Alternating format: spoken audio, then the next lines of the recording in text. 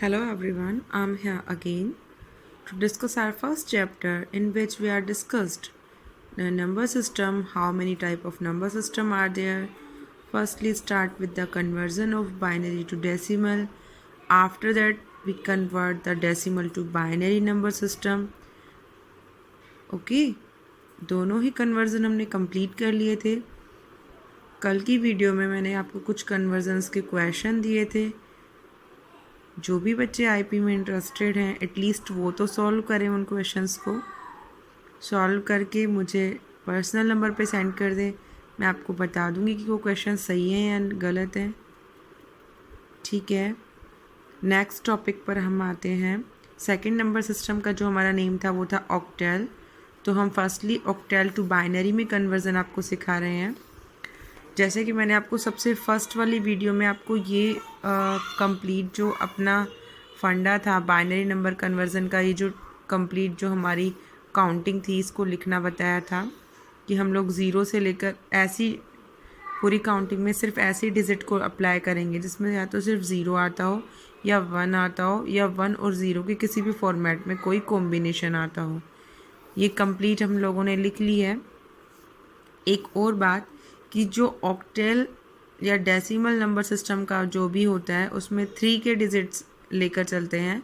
देखिए यहाँ तक सिर्फ देखो 7 तक 3 डिजिट्स आ रही है ना। स्टार्टिंग में बाइनरी का बेस 2 होता है जिसमें 0 और 1 आती है, इसमें सिर्फ 2 डिजिट आ रही हैं। ऑक्टेल का बेस 10 आता है जिसमें 0 से 7 आता है, उसमें 3 डिजिट्स आ रही हैं। और उसके बाद हेक्साडेसिमल में 4 का बेस आता है, इसलिए नीचे 4 वाली डिजिट्स आ रही हैं। ठीक है, अगर हम इनको कंप्लीट को जब हेक्साडेसिमल में कन्वर्ट करेंगे तो जिसमें जो वैल्यू कम है ना उसके यहाँ पर इस तरफ हम लोग ज़ीरो ऐड कर देंगे, क्योंकि इस तरफ ऐड करेंगे तो उसकी वैल्यू कन्वर्ट हो जाएगी, चेंज हो जाएगी। लेकिन हम इस तरफ वैल्यू को के आगे ज़ीरो ऐड कर देंगे जिससे इस वैल्यू के एक्चुअल ओरिजिन पर कोई भी फ़र्क नहीं पड़ेगा। ठीक है, हम लोगों ने ये कंप्लीट लिख लिया है। अब देखिए हम लोग ऑक्टेल टू बाइनरी कर रहे हैं।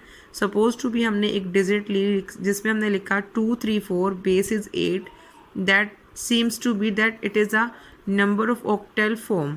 ओके, हम पहले 2 देखते हैं और हम लोग सिर्फ इसी से उठाएंगे अपना डेटा। देखो 2 का जो वैल्यू है एक्चुअल वैल्यू 10, ओके, देन 3 की वैल्यू 11, ठीक है, देन 4 की वैल्यू 100। जब हम लोगों ने यहाँ पर चीज़ें ले ली तो हमने देखा कि ऑक्टेल फॉर्मेट में ऑक्टेल फॉर्मेट है इस वर्ड का, तो ऑक्टेल में कितने का पेयर बनता है 3 का। ओके, तो हम लोग यहाँ पर 3 डिजिट्स के पेयर बनाएंगे। ठीक है, अब देखिए ये जो एक्चुअल जो वैल्यू है ना, जब देखो जैसे 100 में 1 2 3 डिजिट्स हैं तो 3 डिजिट्स एज इट इज़ आ जाएंगी। लेकिन 11 में 2 है एंड 10 में भी 2 है, तो हम क्या करेंगे इसके इस तरफ वैल्यू को ऐड कर देंगे। जैसे मैंने बताया कि इसमें जो वैल्यूज़ हैं इनके इस तरफ ऐड करेंगे, ना कि इस तरफ। तो हम लोगों ने 11 के आगे 0 लगा दिया जिसका 11 पर कोई फ़र्क नहीं पड़ेगा। सेम एज इट इज़ 10 के इस तरफ लगा दिया जिसका 10 पर भी कोई फ़र्क नहीं पड़ेगा। 3 के पेयर में डिजिट्स बन गए।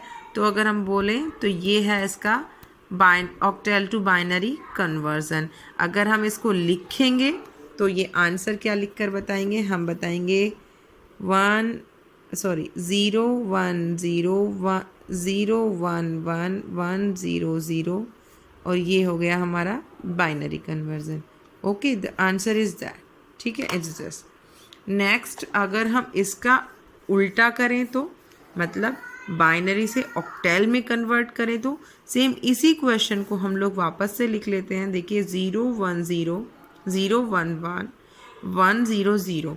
ठीक है, ये बाइनरी की वैल्यू है जैसे कि आपको बेस बता रहा है, बेस 2 है, that consisting a binary value. So binary value को जब हम ऑक्टेल में कन्वर्ट करेंगे तो ऑक्टेल में 3 के पेयर बनते हैं। अगर हेक्साडेसिमल की बात आएगी तो हम 4 के पेयर्स बना के बताएंगे।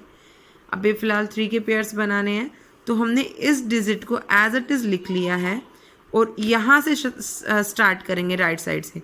हमने 3 के पेयर बनाए, 1 2 3 के पेयर बना लिए हम लोगों ने। और 3 के पेयर बनाने के बाद हम लोग एज इट इज़ इस डेटा को ले लेते हैं। अब ये जो डेटा अपने लिखा है ये भी हम यहाँ से देखो, जैसे 100 की वैल्यू क्या है 4 ले लिया, 11 की वैल्यू क्या है 3, ये तो हमें पता था। सपोज टू बी कि हम यहाँ पर कोई ऐसे डिजिट लेते हैं जिसमें हमें वैल्यू कम पड़ रही है, जैसे अपन लोगों ने लिया 101100011110, ठीक है, ये वैल्यू ले ली हम लोगों ने। अब हम इसको ऑक्टेल में कन्वर्ट करना चाह रहे हैं, तो हम लोगों ने लिखा 1011001110, ठीक है।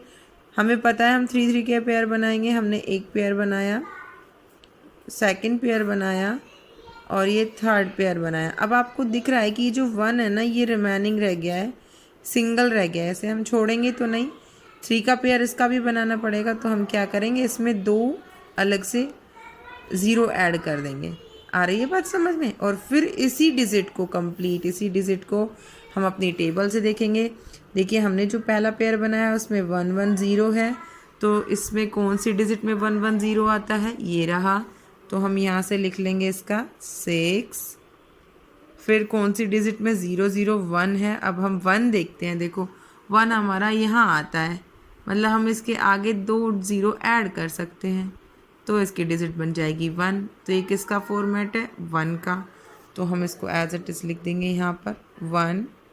फिर 011, तो हम यहाँ देखते हैं 1 1 है, 0 आगे ऐड कर सकते हैं हम, तो ये किसका बन गया 3। बेसिक फंडा 3 डिजिट्स के कॉम्बिनेशन का है। नेक्स्ट वही सेम 001 आ गया, तो ये किसका है 1। तो ये है हमारा ऑक्टेल नंबर, ठीक है। आ गई बात समझ में सभी को? होप सो कि आपको समझ में आ गया होगा। एक टाइम पर